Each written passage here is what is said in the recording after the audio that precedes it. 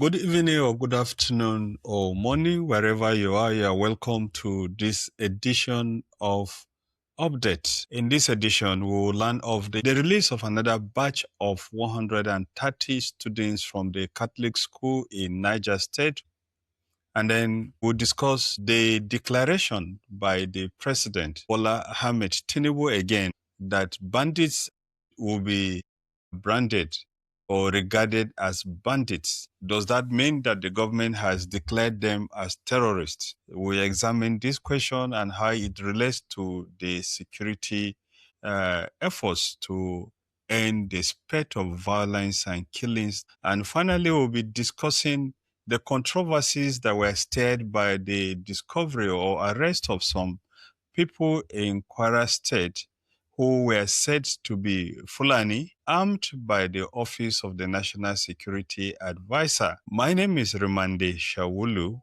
This is your update. Well, in a statement that was released on Sunday, the Nigerian authorities announced the release of a further 130 school children kidnapped from a Catholic school in November. Earlier, 2 weeks ago, 100 other students were freed. And before then, Catholic Church had announced that 50 students who were thought to have been kidnapped had escaped to their parents, and their parents had reported to the school that those pupils or students had not been kidnapped.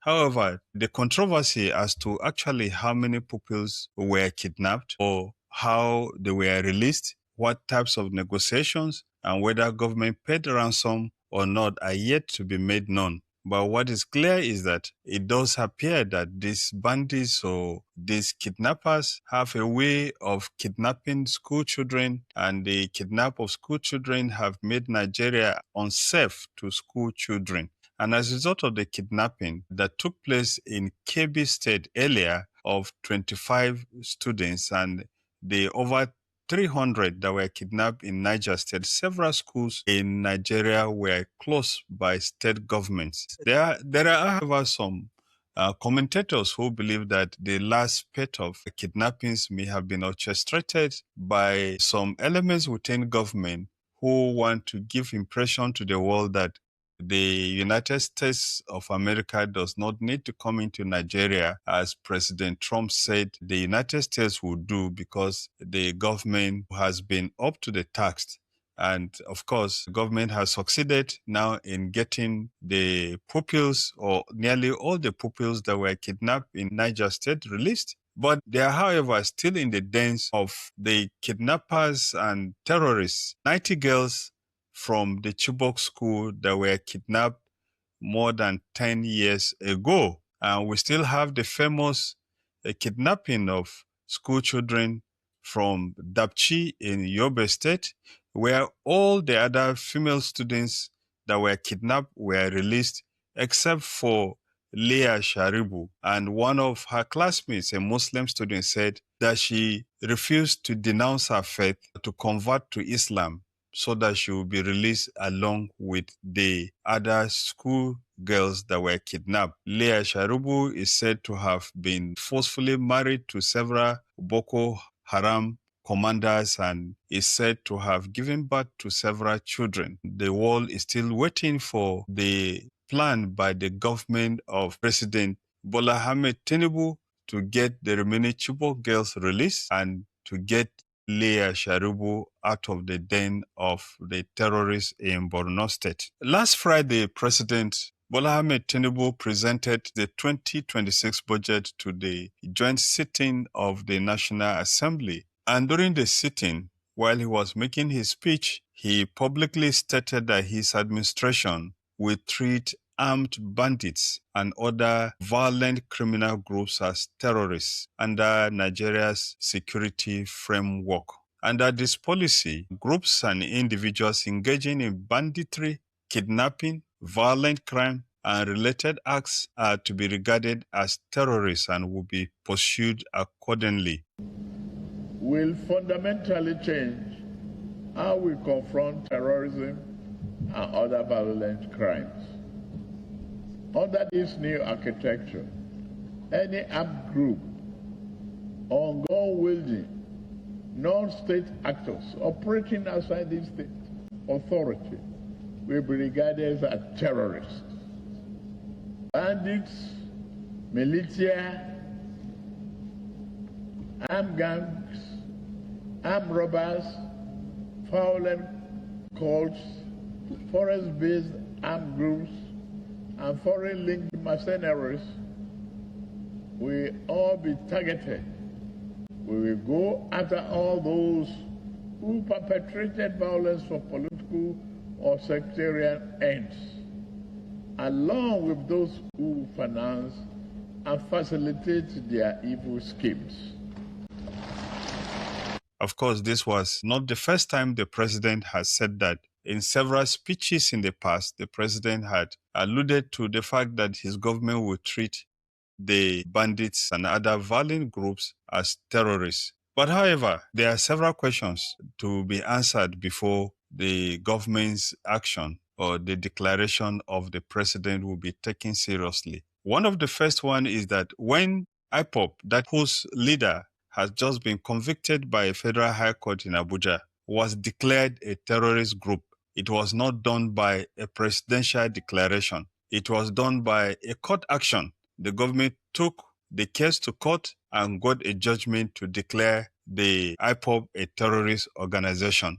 And so government cannot seriously be saying that it has declared these groups that are terrorizing people in the Northeast, Northwest, North Central, and extending efforts to the Southwest as terrorist organizations without taking them to court or getting a court judgment that would declare them terrorist groups. The question is, under the Nigerian law, can the president just declare a group a terrorist group? The answer from the actions of the government so far appears to be no. It's not automatic. A declaration of the president of a group as a terrorist group does not make that group a terrorist group. Under the Nigerian law, terrorist designation requires judicial prescription. And so far, there has been no court order that exists that labels bandits, any of the bandits group, as a terror organization. And number two, the question to ask is, what will the declaration of the president that these groups are now terrorist groups amount to? As a matter of fact, because of the several court cases, including the complaints at the international level, that the Nigerian military has been engaged in extrajudicial execution of people without a court order, without a law from the National Assembly, the announcement by the president amount to mere policies or politics, perhaps to give the impression to the world that the government is up to the task in dealing with these groups. But if the government does not follow up by going to court or by getting a law to the National Assembly, the security agencies will not have much in their hands to work with. And finally, to the controversy stirred by the National Security Advisor. There were reports in some local media in Kwara State and some social platforms that a group of armed men was apprehended. According to some of these accounts, some of the people that were arrested were members of the Miyetti Cattle Breeders Association of Nigeria, MACBAN, and they were said to have been armed by the Office of the National Security Advisor. You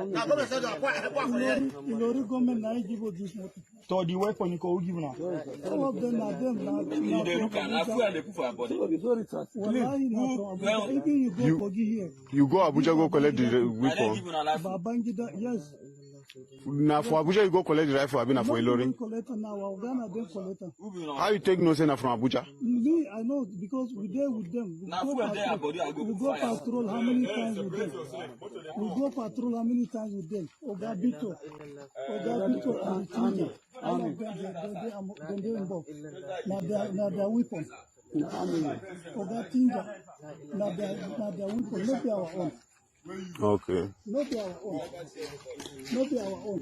Wallahi, not our own. No, wala now. Now Oga Tinja, not their own. We'll go and pick all of them.